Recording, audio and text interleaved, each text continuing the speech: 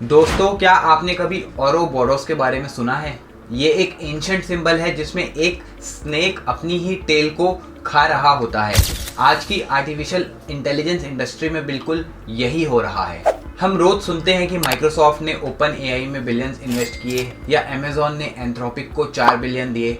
हमें लगता है कि एआई बहुत ग्रो कर रहा है, लेकिन रियलिटी थोड़ी अजीब है।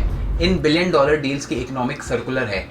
आज हम बात करेंगे कि कैसे एआई बूम शायद अपने आप को ही खा रहा है। मैं हूं आयुष गुप्ता और आप देख रहे हैं जस्ट स्टार्ट। चलिए इसका लॉजिक समझते हैं। मान लीजिए एक big tech company, let's say company x, एक एआई स्टार्टअप में $2 बिलियन इन्वेस्ट करती है। हेडलाइंस आती है मैसिव फंडिंग, लेकिन इस डील में एक कैच होता है। इस $2 बिलियन का बड़ा हिस्सा कैश में नहीं बल्कि क्लाउड क्रेडिट्स में होता है। यानी स्टार्टअप को वो पैसा उसी बिग टेक कंपनी के सर्वर्स AWS, एज्योर या फिर गूगल क्लाउड पर खर्च करना पड़ता है एआई मॉडल्स को ट्रेन करने के लिए। तो हुआ क्या? पैसा कंपनी एक्स से निकला, स्टार्टअप के पास गया और वापस कंपनी एक्स के पास रेवेन्यू बनकर आ गया। वॉल स्ट्रीट को लगता है रेवेन्यू बढ़ गया, पर क्या असली में बिजनेस जनरेट हुआ? That's the big question. आप सोच रहे होंगे आयुष, ये कंपनी ऐसा क्यों कर रही है? सिंपल है, वैल्यूएशन और परसेप्शन के लिए।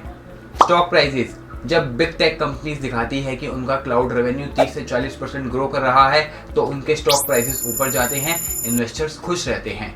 जीपीयू मोनोपोली, एआई ट्रेन करने के लिए एनवीडिया के चिप्स चाहिए जो बहुत महंगे हैं। स्टार्टअप के पास कैश नहीं है तो वो बिग टेक की कंप्यूटिंग पावर पर डिपेंड करते हैं। डाटा मोड, बिग टेक को स्टार्टअप्स का प्रोप्राइटरी डाटा और टेक मिल जाता है। लेकिन दोस्तों, इससे एक आर्टिफिशियल इन्फ्लेशन क्रिएट हो रहा है।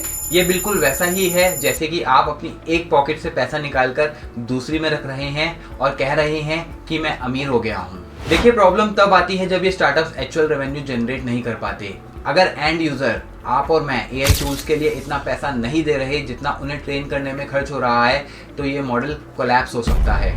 इकोनॉमिक टाइम्स की रिपोर्ट के मुताबिक ये स्ट्रेंज इकोनॉमिक ज़्यादा दिन नहीं चल सकती। अगर 2026-27 तक एआई ने रियल वर्ल्ड प्रॉफिट्स दिखाना शुरू नहीं किया तो हम एक एआई विंटर देख सकते हैं। इसका असर सिर्फ बिग टेक पर नहीं बल्कि हर उस फाउंडर पर पड़ेगा जो एआई पर अपना बिजनेस बिल्ड कर रहा है। तो एज अ फाउंडर आपके लिए क्या लेसन है? एआई बूम का फ़ायदा ज़रूर उठाएं, लेकिन अपने बिजनेस को सिर्फ हाइप पर मत रखिए। Focus on unit economics. क्या आपका एआई टूल बिना फंडिंग के प्रॉफिट दे सकता है? अगर हाँ, तो आप सेफ हैं। एआई इंडस्ट्री की ये सर्कुलर इकोनॉमिक्स शायद इन्वेस्टर्स को कंफ्यूज कर दे, पर एक सच्चे एंटरप्रेन्योर को ग्राउंड रियलिटी पता होनी चाहिए।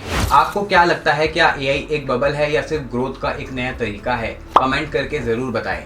और अगर आप अपना स्टार्टअप लीगल कंप्लायंस और ऑटोमेशन के साथ राइट वे में शुरू करना चाहते हैं तो जस्ट स्टार्ट आपके साथ है।